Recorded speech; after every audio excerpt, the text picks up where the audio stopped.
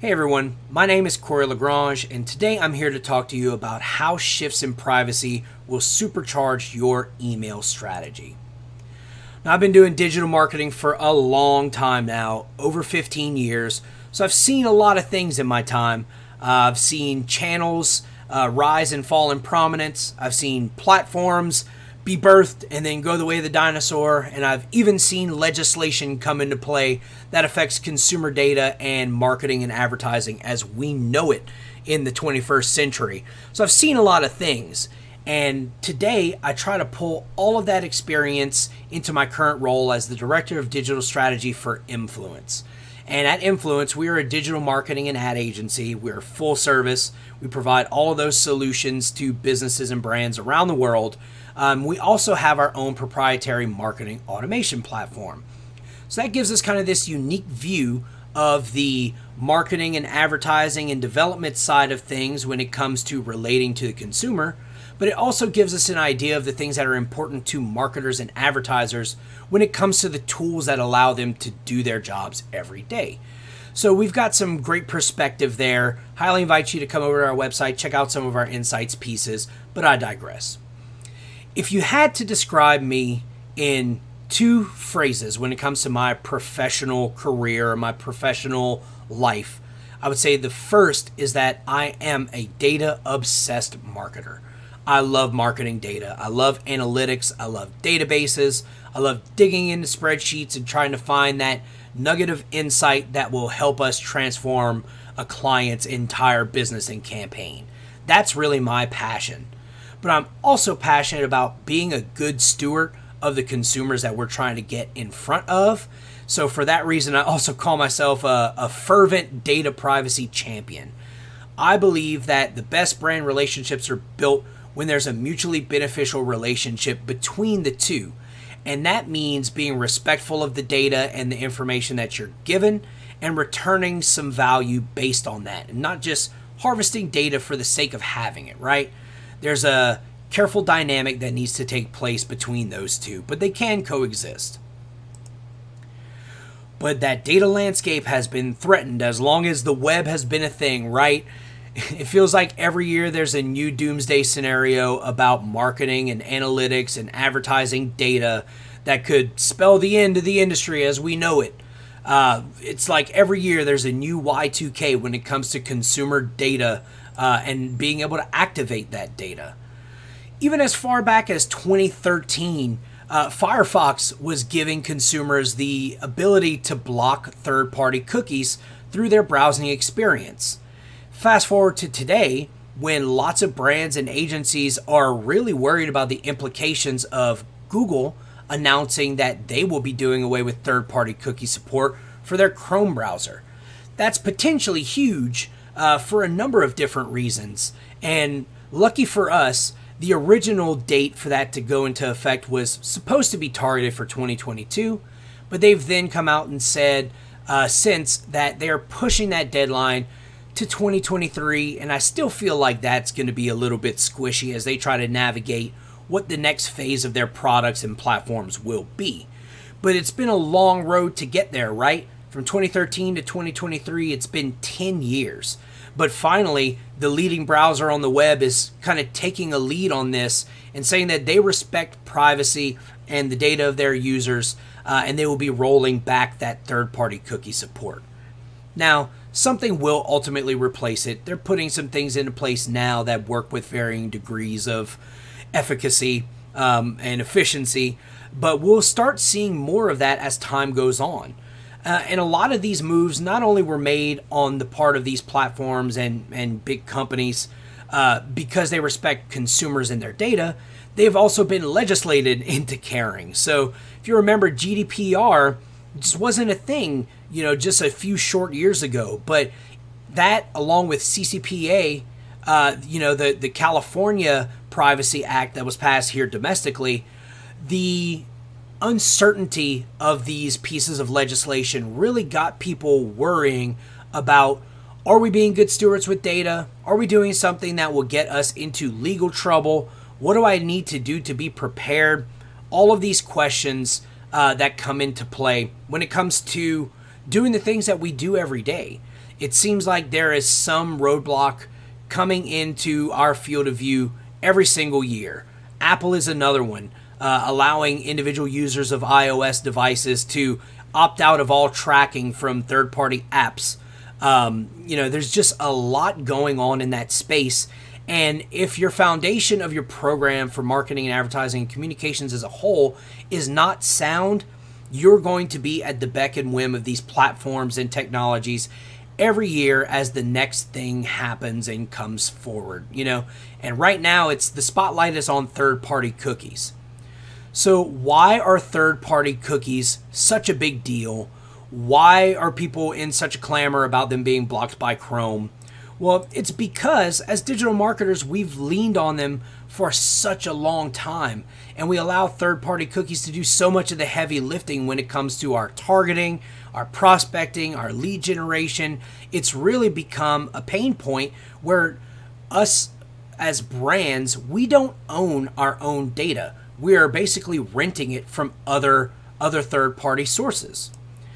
And whenever they were polled, a group of marketers and CMOs and people at the very top levels of marketing, they were asked, what degree of reliance do you have on third-party cookies when it comes to digital advertising? And 79.5% answered either very reliant or moderately reliant. That is huge. What a gigantic number. I don't know that any of us as marketers can relate on anything as solidly as this, right? If you poll an audience on anything, I don't know that you'll get an 80% similar response. But that goes to show us that we have to stop being so reliant on third-party cookies and third-party data, because it really molds our own destiny. It doesn't allow us to be in control. So we're left doing things like begging users to interact with us in the ways that are now compliant.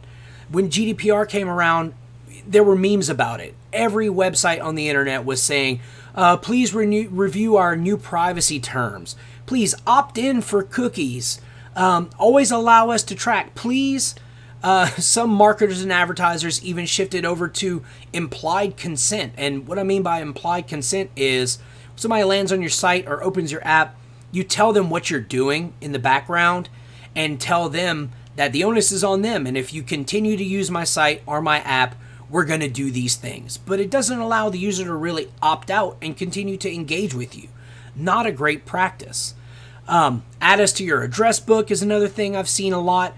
And Facebook and Instagram even went so far as to ask their users to allow them to continue tracking whenever Apple implemented that gate that allowed individual iOS users to opt out of tracking for the app as a whole, on third-party sites. So let's say somebody's on the Facebook app. Facebook previously had the ability to see what you were doing in other apps if you accepted, or on other platforms, and so on and so on. But that control was handed over to the consumer, and Facebook really came out and said, hey, help us keep Facebook and Instagram free by allowing us to track what you do around the web.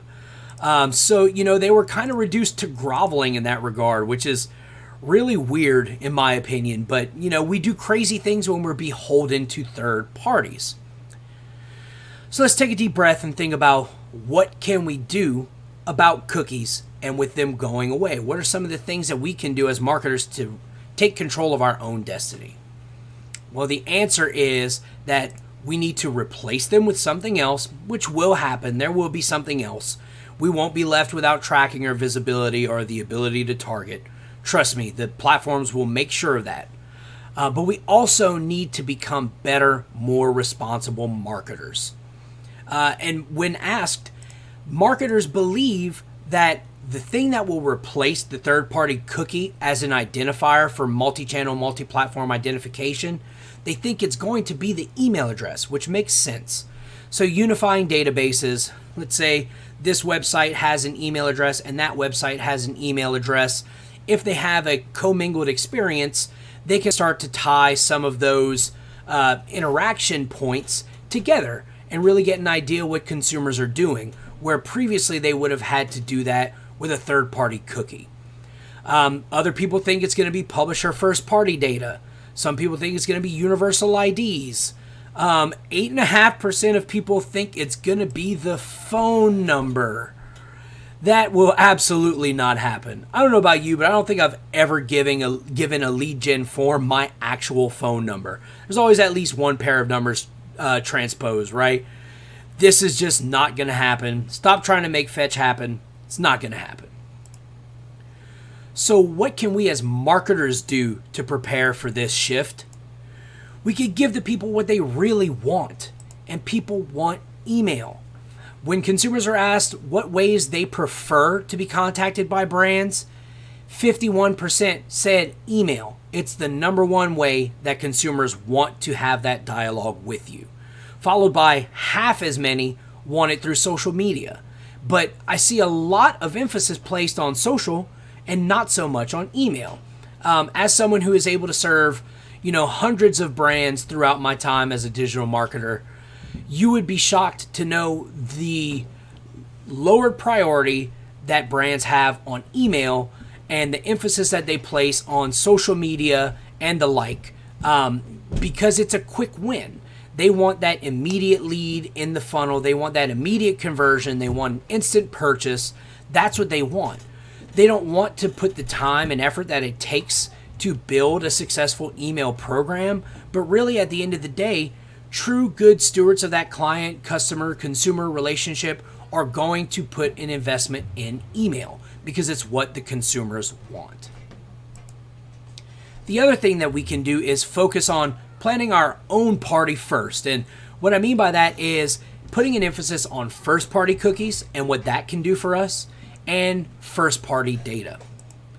So a quick diversion just to touch on how first-party cookies work as opposed to third parties. Let's say you as a user, you visit Lowe's website or their app, one of the two. A first-party cookie is set by that website. So it is set by the domain that you're visiting, and that data is really owned and managed by that domain. It's not passed along to a third party like the Facebook pixel might do or the Google advertising pixel might do. Things like Google Analytics or your marketing automation platform or your CRM, all of those are first-party cookies, and they will continue to work even after Google has started to phase out some of that third-party support because it is data that is requested by you and housed by you. So once that cookie is set, that data is stored. So things like login info, shopping cart info, your preferences on the site and the things that you do there, all of those data points are stored on your server, so to speak. And then they stay there until that cookie expires. And browsers have different expiration windows. It could be 7 days, it could be 45 days, it could be longer for other types of cookies. But really, it is an emphasis on the things that happen on your website being important and tracked on your website for your use. It's not the siphoning of data from a third-party source to find parallels and so on and so on. These are the things like activity of your subscribers or activity of customers in your e-com platform. Those things are first-party data points, and those are the things that we really want to start focusing on, building campaigns and building journeys around, because those are the things that will live on. We also want to be really cognizant of making sure that there is a first-party data capture plan and strategy built into all of our major campaigns. Now, we don't want to ask for information that we don't need to deliver on the promise that we put out there. So if you are offering a white paper, asking somebody's annual income, unless very highly targeted, is probably not what you want to be doing. You want to ask for just enough info to fulfill your obligation and to be able to work effectively to provide a positive customer experience. Data is nothing if you won't act on it, so don't ask for data that you can't or don't plan to act on. But making sure that you have these mechanisms for people to give feedback and self-identify their preferences are incredibly important. In fact, when consumers were asked what kind of content they like to see specifically in emails, 33% of them said they love getting invitations to participate in surveys. People really want that two-way conversation. They want to provide you with preferences and their thoughts and their proclivities, but they really want that to result in a crafted experience as the output. They want to know that the information they're giving you is being activated in a way that's beneficial for both of you. So make sure that you're asking for the things that you want. If you need a data point that you don't have, find a way to ask for it. As long as you are putting the consumer in mind first and not being lazy on the back end and saying, man, it'd be really nice if I could segment based on their intent. Do you intend to buy in the next year? Sure, you can ask that, but a better way to identify that would be to look at their history, look at their previous buying patterns without being so ham-handed with your ask when it comes to their data. And another great thing you can focus on for building out both your subscriber database and some more information that might help you with this segmentation or with their intent is investing in native conversion campaigns on social media to help grow your lists and grow your databases. There's a lot of things that I really love about this option, but really at its core, this is a very top of the funnel lead generation type of effort, but it provides you with so much secondary information. So you'll see here in the example, there's a mediocre Facebook ad that's saying we offer a wide range of home goods from furniture to decor. Sign up for our newsletter to check out our latest goods. Not particularly enticing unless I already have a relationship with Jasper's Boutique, but let's say I'm really interested in seeing what they have to offer. I click on subscribe, and this lead gen form, whether it's on Facebook or LinkedIn, it's automatically filled with the information that I, as the marketer, have requested that Facebook already knows about this person. So if I say I want the first and last name and the email address of the person, it'll automatically populate this lead gen form to help cut down on friction for people to actually convert on this form. The other really, really powerful thing about this is you can then activate those lists later down the road. So let's say you build a subscriber list, this campaign is super effective, and you have a few thousand people that come through as a result of this campaign. Well, if you have tagged them as a lead that you've gotten from this Facebook conversion campaign, what you can do later down the road is say, okay, give me a list of all of my subscribers and tell me, did they come from Facebook or did they come from LinkedIn automatically? And if they are unengaged, for example, they haven't responded or opened to, the last 3 emails that you've sent, well, you can run a re-engagement campaign on social media that's targeted right at those subscribers, because you know that the email address that they likely gave you is probably the one that Facebook has too. And you can use that list as a marketing and ad seed audience to target them for future communications in a way that makes sense for them.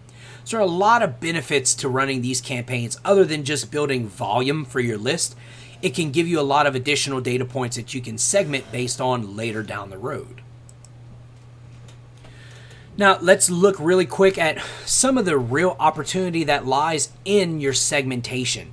You can really superpower your campaigns by taking a deep dive with just a few data points. So for this example, let's look at subscriber. So are they subscribed or are they not subscribed? Customer. Are they a customer or are they not a customer? And then their level of engagement. For the sake of this example, let's say unengaged is they have not opened an email for the last 90 days. A regular subscriber is someone who has opened one of the emails in the last 90 days. And an engaged subscriber is someone who has opened every email in the last 90 days. Now, those are some data points you can pretty easily get to in your CRM or your automation platform, but just look at the different number of segments that can be created just off of those data points. You can have a subscriber. You can have an engaged subscriber. You can have an unengaged subscriber. You can have a subscribed customer. You can have an engaged subscribed customer. Holy grail. Send them the most important and valuable things. Treat them as an MVP. That's an awesome segment. And then you can even get unsubscribed customers. So customers who have made a purchase but who are not subscribed to your marketing communications or your emails. All of these are different segments that you can speak to differently with different calls to action, with different messaging and content, And doing that is going to help you build a closer relationship because it's based on them. It's based on their activity and their preference and their experience. All the way down to the unsubscribed customer group, making sure that you're keeping an eye on this. You know, as of right now in the US, it's legal for you to take your customer database and use them, if they provide you an email address, as a seed audience for paid advertising on social media platforms, on display advertising, anywhere that you can upload a custom list of contacts as a targeting audience. You can do that in the US. Gets a little hairier with GDPR when that comes into mind, because technically you didn't get any kind of communication consent from them if they're a customer, other than that consent that is required for you to fulfill that purchase, for example. But in the US, this can be an incredibly powerful opportunity to earn subscriptions from your existing customers that can then go on to be advocates and brand evangelists for your company. And once you've really honed in on these email segments, you can finally craft and send emails that your customers want. We know they want email. Build that relationship deeper and build emails based on the things they really want to see.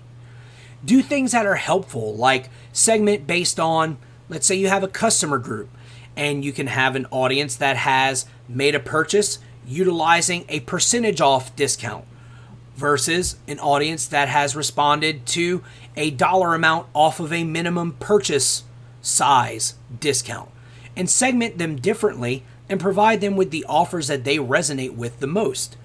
Provide custom one-time use coupon codes. Send them the products and services that you know that they've shown interest in on the site, and try to dynamically pull that into the emails. Even if it's just at the category level. For e-commerce, this can be huge. Start integrating things like urgency messaging with countdowns or customized categories that people can click over to.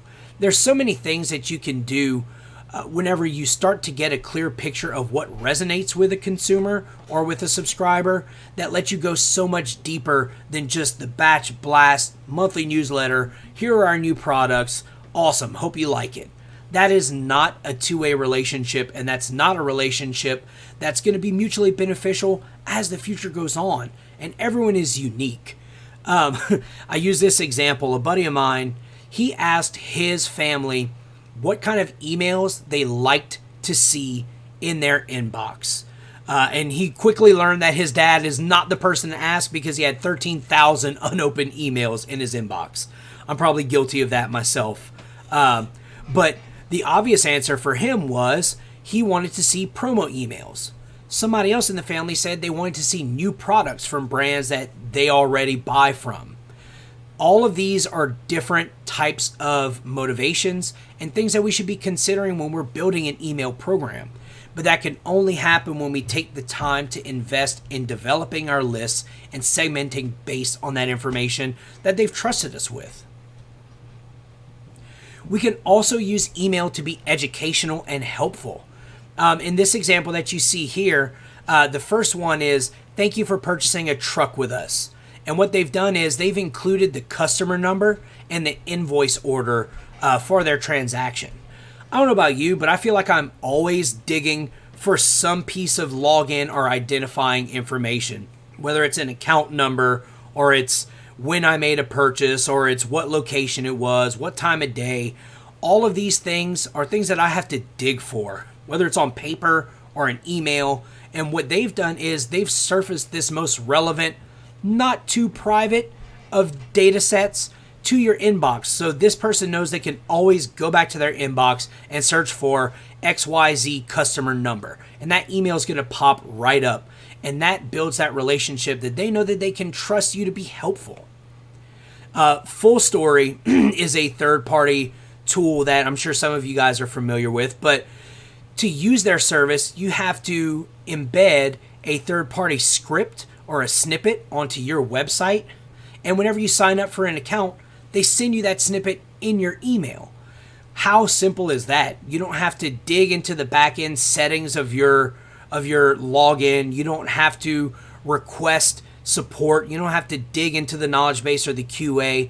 You can just go right to your inbox and say full story snippet. And anytime you need to pass that along, or let's say you just needed to send it over to your developer who's going to do the implementation, it's there in a way that's going to be useful and actionable immediately. How helpful is that? There's some personalized stuff, but these are the sorts of things you can start to do once you know someone's preferences.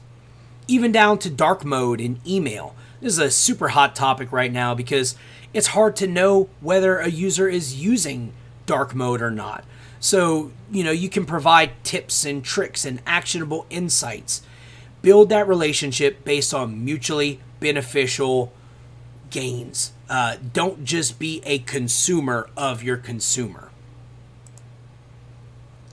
Emails can also be supportive. So we saw a lot of great email come out of the COVID epidemic. It's one of the few shining lights, at least in my small world here.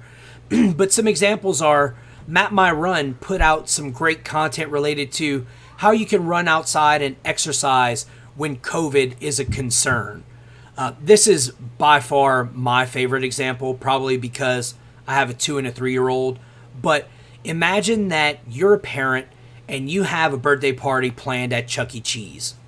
Like I did. Not at Chuck E. Cheese, but lockdowns happen in March.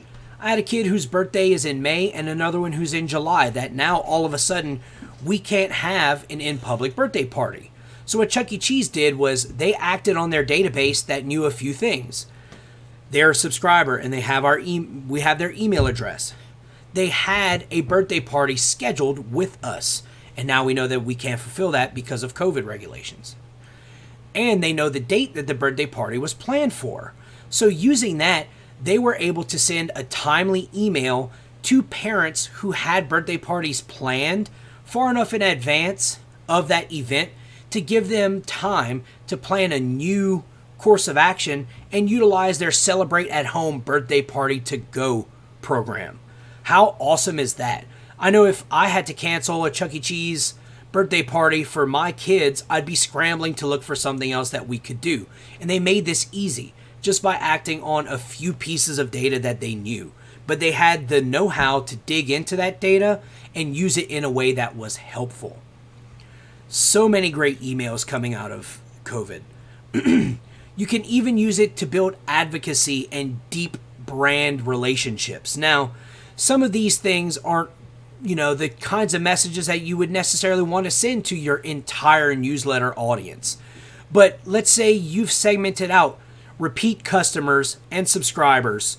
You can send these brand messages out because you know that at least on some level they relate to your brand because they are invested and they probably share some of your brand values, especially a brand like Patagonia, which at their core they are very cause driven. Sending emails that aren't the normal promotion, sales centric, so on messaging can go a long way to show that you care about the causes that they care about, you care about the community at large, and build that deeper level of connection with them that you couldn't do if you were just sending a plain newsletter. Doesn't all of this sound so much better than cold one-way communication? I know I don't like being advertised or marketed at. Whenever I know a brand is just broadcasting and putting a message in front of me and doesn't really care about my response other than my dollar or my conversion, it's so off-putting. All of these ways are different courses of action you could take to help grow the equity in your brand and the relationships that you have with the subscribers, customers, consumers, community as a whole. Just a few quick things to avoid though. One, even though we want to double down on email and make sure that it's an important part of our program, buying lists will hurt you overall in the long run. I can comfortably say that 99.9999% of the clients that I've worked with, I have never endorsed them buying a list. It is not something that was generated by you. It is not something that you can likely legally send messages to. There are very few use cases, with the exception of a couple of corner cases, where buying a list will benefit you. If you send an email to a purchase list, you could forever damage your sender reputation or your deliverability. Is that really worth it just to grow your list for people who might not even care about what you have to offer? No, it's not. Also, do not wait until the last minute. Google has given us an extension, or a grace period, if you will, where previously we had to get all of this squared away by 2022. 2023 is going to come quick, and if you don't start putting this into action now, you're going to fall behind. You'll be at the back of the pack. Smart marketers and advertisers are taking action on this now, even though we've been granted a little bit of leeway and a little bit of timing. The same thing is going to happen that happened with people who freaked out in May when GDPR went into effect, when they had a year to plan for it, and then all of a sudden it got their attention when they were actually in breach of the legislation. Don't let yourself fall by the wayside. Start investing in this type of strategy, not only because you're going to be forced to focus on it in the future, but because it is the most beneficial and most valuable kind of relationship that you can build with your audience. Don't waste time. Do it today. Take it in small steps if you have to, but take steps now. Now, go forth, send great emails. Send me an email if you have any questions, and I appreciate all of your time. Thanks for sitting down and taking a look at some great examples of how we can be better brand communicators. And until next time, I will see you.